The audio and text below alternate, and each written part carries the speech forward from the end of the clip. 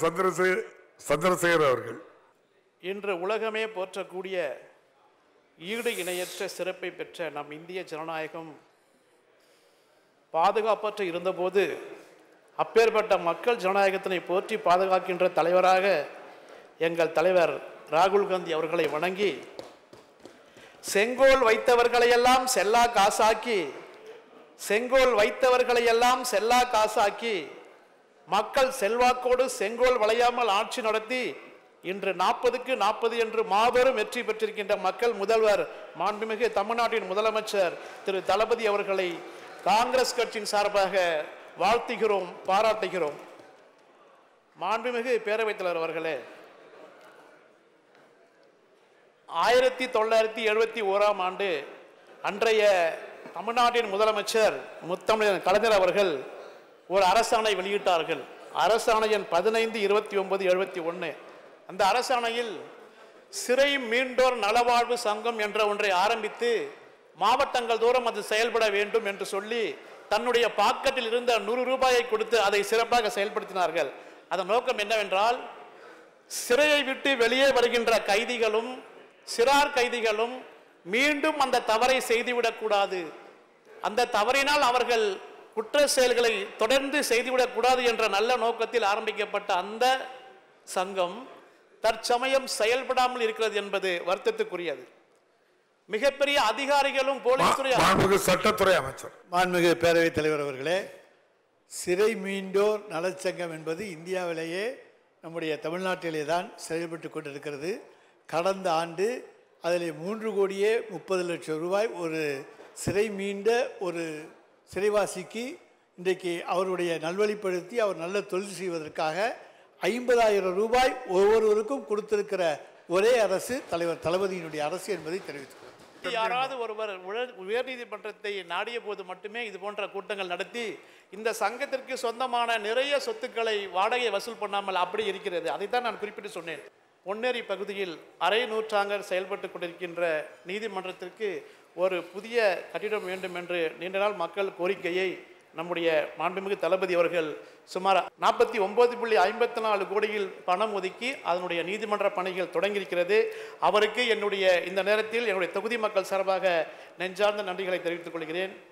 மாண்புமிகு பேரவைத் தலைவர் அவர்களே, நீண்ட நாள் கோரிக்கையான தமிழ்நாட்டில் உச்சநீதிமன்ற கிளை நிறுவ வேண்டும் என்பது மக்களுடைய கோரிக்கை. அதை மாண்புமிகு அமைச்சர் அவர்கள் மிக விரைவாக செய்து முடிக்க வேண்டும் என்று கோரிக்கை வைக்கிறேன். மாண்புமிகு சட்டத்துறை அமைச்சர். மாண்புமிகு பேரவைத் தலைவர் அவர்களே, மாண்புமிகு உறுப்பினர் அவர்கள் உச்சநீதிமன்றத்தின் கிளையை தமிழகத்திலே நிறுவுவது குறித்து ஒரு கேள்வியை எழுப்பியிருக்கின்றார். உச்சநீதிமன்றத்தினுடைய நிலையான பிராந்திய கிளையை புதுடெல்லிக்கு வெளியே சென்னை, கல்கத்தா மற்றும் மும்பை ஆகிய இடங்களில் நிறுவவும் மற்றும் அரசியல் சட்ட அமர்வினை புதுடெல்லியிலே அமைப்பதற்கான நடவடிக்கைகளை ஒன்றிய அரசு மேற்கொள்ள வேண்டும் என மாண்புமிகு தமிழ்நாடு முதலமைச்சர் அவர்கள் 12/5/2022 அன்று நேர்முக கடிதத்தில் அப்போதைய மாண்புமிகு உச்சநீதிமன்ற தலைமை நீதிபதி அவர்களுக்கும் மாண்புமிகு பாரத பிரதமர் அவர்களுக்கும் வேண்டுகோளை வைத்து மாநில அரசினுடைய கோரிக்கையாக அது தொடர்ந்து வலியுறுத்தப்பட்டு வருகிறது.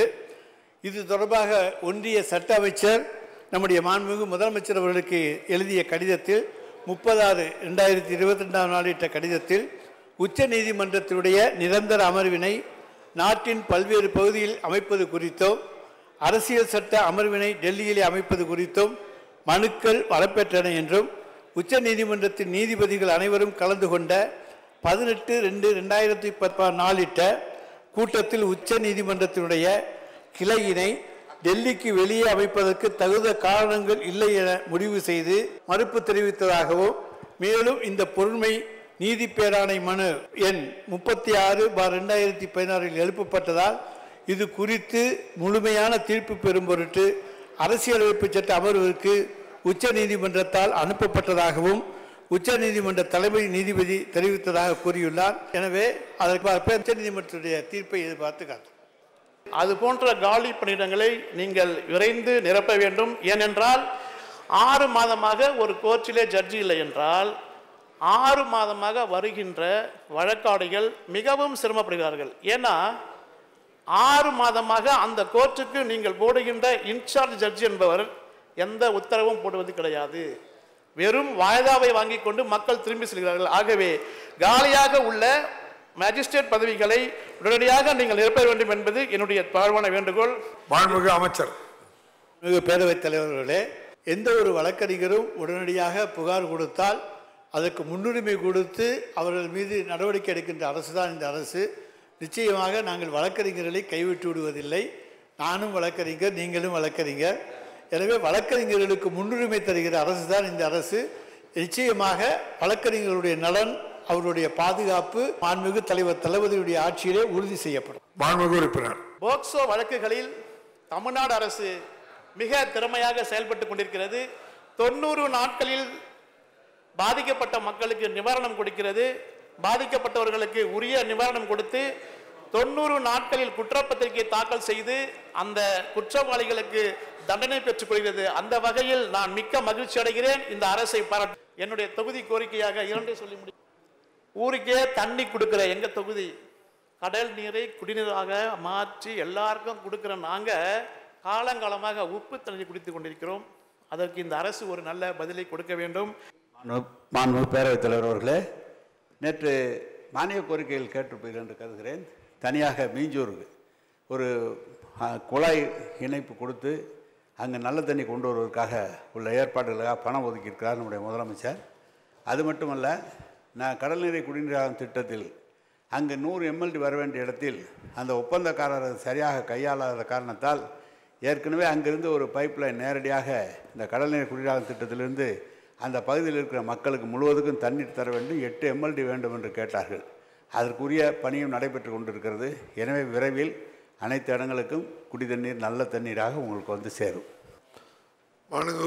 அமைச்சர் பெருமக்களுக்கு மிக்க நன்றி.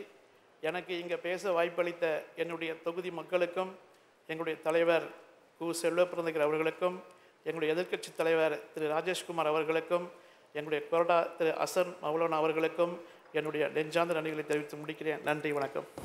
இந்த வீடியோ உங்களுக்கு பிடிச்சிருந்தா ப்ளீஸ் லைக் அண்ட் ஷேர் பண்ணுங்க. மறக்காம எங்க சேனலை சப்ஸ்கிரைபும் பண்ணுங்க.